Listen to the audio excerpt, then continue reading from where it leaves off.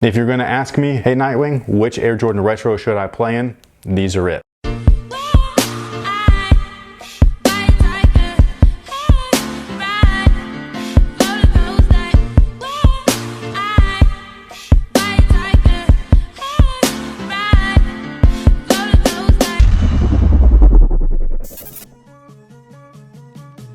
Obviously, this is my personal top 5. However, if you do have a different top 5 of your personal favorite Air Jordan Retros to actually play basketball in, let me know down below in the comment section. We would love to hear from you. And with that being said, here comes number 5. The Air Jordan 10 is a fantastic sneaker, and this was the first of the quote-unquote modern era of Air Jordans. A Phylon midsole, a full-length air sole unit. Both of those two things provide extreme comfort, especially for an older model like this. This shoe originally released in 1994, but it sure as hell doesn't feel like it. The most recent retros do have very nice leather, so if you are into nicer materials, you don't like knits, you don't like fuses, things like that, or synthetics, go retro. You cannot go wrong with retro. One of its key features, or most notable features, is the speed lacing system. It's mainly meant to make sure that your laces can be tied up quickly, which I think is kind of strange because lacing your shoes up isn't like a huge task, but it was still cool, especially back in the day. The traction doesn't look like much, but it actually does grip the floor pretty well. If there's some dust present, just make sure to clear the debris out and you'll be good to go. And then one of my favorite parts is that these types of shoes can be used both indoors and outdoors. 90 basketball shoes, I'm serious when I say this, they don't make them like they used to. Number 4, the Air Jordan 11 is next in line. This right here was kind of the pinnacle of performance back in 1995. And if you have watched one of our most recent Trash Talk episodes, you'll know my thoughts are pretty much in line with what I'm about to say right now, which is even for this shoe being released back in 95, it's still very much playable today. And a lot of the performance features that they used in this shoe are still used on shoes today. You have a ballistic mesh nylon upper, and with today's knitted or woven craze, it's pretty crazy that they did this so long ago and it's just now finally starting to catch up. Patent leather enhanced the lateral support and containment while allowing the shoe to be wearable off the court. The Phylon midsole on the originals was very fluffy. The retros, not so much, but it's still comfortable. And then we do have the full-length Air unit as well. Underneath here, we got a full-length carbon fiber spring plate, the first time that they've used that in an Air Jordan, a translucent outsole with herringbone traction. Now, there is one major drawback with this shoe, and it is right here at the pinky toe area of the patent leather overlay. For whatever reason, the interior of the shoe in that particular location is kind of rough, and so it can chew up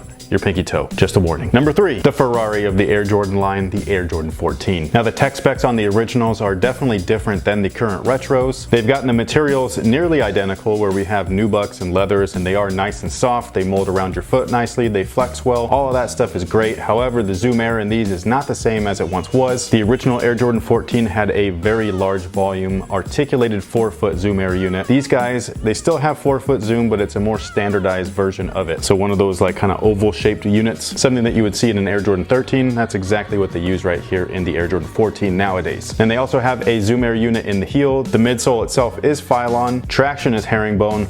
Beastly on court, outdoors, indoors, doesn't matter. The insoles still have additional EVA cushion, which is great. Not as nice as the originals, but it's still playable today. These guys right here are almost as awesome as they were originally. Now, my top 2 spots right here can be changed back and forth. I kind of change my mind depending on the day. The thing to take note of is that I absolutely love playing in both of these. With that being said, number 2, it's the Air Jordan 13. Again, you can switch these two out, but for right now, these are going to be my number 2. I love playing in these things. Their main feature, to me at least, is stability. Lateral stability is there, linear stability is there, heel stability is there. These things are awesome. If you need support and you need a lot of it, especially right where it counts, which is at the base of the shoe, these are your guy. The midsole is Phylon. The heel and 4-foot feature Zoom Air. Nice, super comfortable, springy, low profile, great for guards, great for bigger guys. The traction, like most of the other models, is herringbone. I do not know why recent shoes have really strayed away from herringbone, but herringbone is tried and true. It works. It doesn't have any like crazy things to it, but you can tell a really cool story if you want to. And then the build on these guys, there's pretty much something for everybody. If you want leather, they've got leather builds. If you want mesh builds, they've got that. If you want suede builds, they've got that too. So it really depends on what you're looking for. But overall, this is one hell of a shoe. And coming in at number 1 is the Air Jordan 12. These are freaking tanks. The 13s are too, but the 12's just a little bit more sturdy, a little bit more durable. Herringbone traction on the bottom, no frills, no gimmicks, just something that works and gets the job done. A full-length carbon fiber spring plate is in place, much like the Air Jordan 11s, which does make these a little bit stiff and a little bit more restrictive than the Air Jordan 11. However, once you break these bad boys in, they feel fantastic. And what they feature is zoom air, and not just heel and forefoot zoom air, I'm talking about full-length zoom air. This is actually the very first Air Jordan to feature zoom air.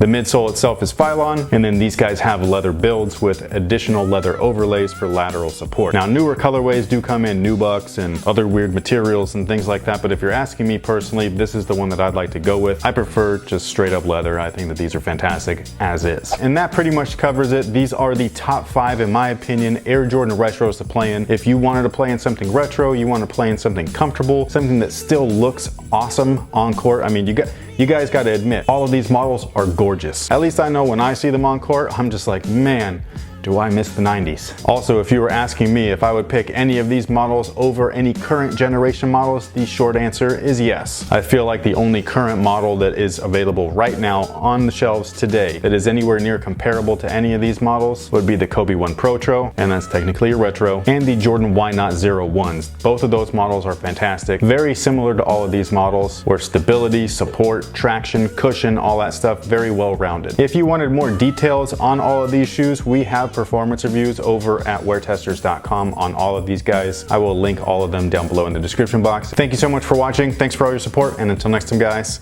have a good one.